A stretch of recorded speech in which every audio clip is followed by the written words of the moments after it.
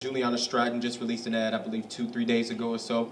And I just got the transcript here. I know you've probably seen it already. But it says, "Do we really know Ken Duncan?" And then the first woman said, "The history of violence and menacing criminal behavior towards women."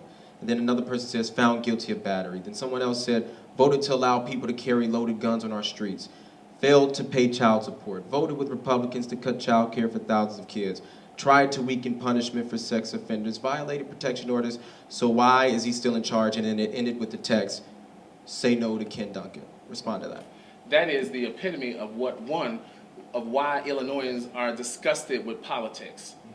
The negative campaigning, the ads, the innuendo. Now, I've been in office for how long? 13 years. You go back almost 21 years, 2 decades, and so now you're saying, "Oh, wow, look at this guy, say no to him."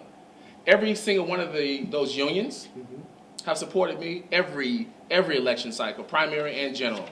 They have been with me with money, with ground troops, with mailers, through and through. And so they'll spew whatever and manufacture whatever lies that they want.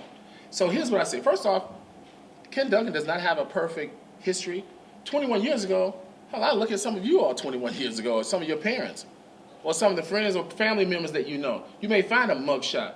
What ABC reported with Charles Thomas, of what my oldest daughter's mama said, the charges were exaggerated.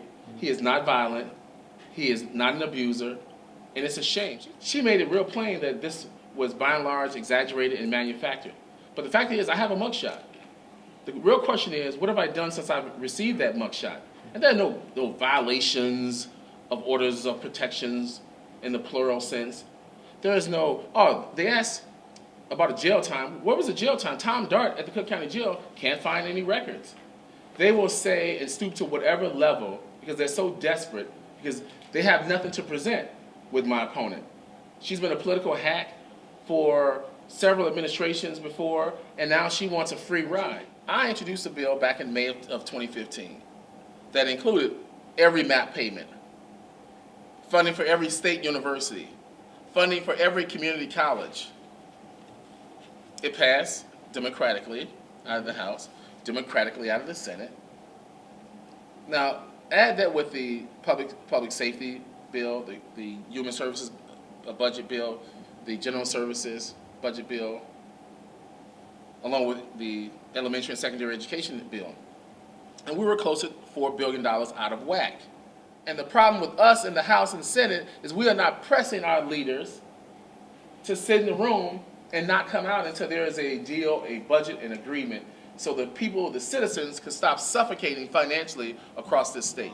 You can understand why so many people are wondering, because this is $500,000. But you mentioned SEIU, which is quite interesting because your opponent, she received 85%, all of her proceeds so far, 85% are from unions. Right. Why do you think that is? Are they more confident in her, or is it the lack of confidence in you? Where does that come from? Because in politics, there is no loyalty. There are no permanent friends. There are no permanent enemies. And it's a shame on SEIU, political bosses. Shame on ASME's union bosses. Shame on the AFL-CIO of Illinois, who I have been a staunch supporter. When the governor talks about right to work state, I voted with the unions. When the unions wanted this to be a prevailing wage state, I voted with the unions. Not every state employee is still working, just like I'm still getting my check. Unfortunately, the unions, too many of them, they need to come and catch up with the times in terms of where things are. There's a place for unions here in this state. We should have unions.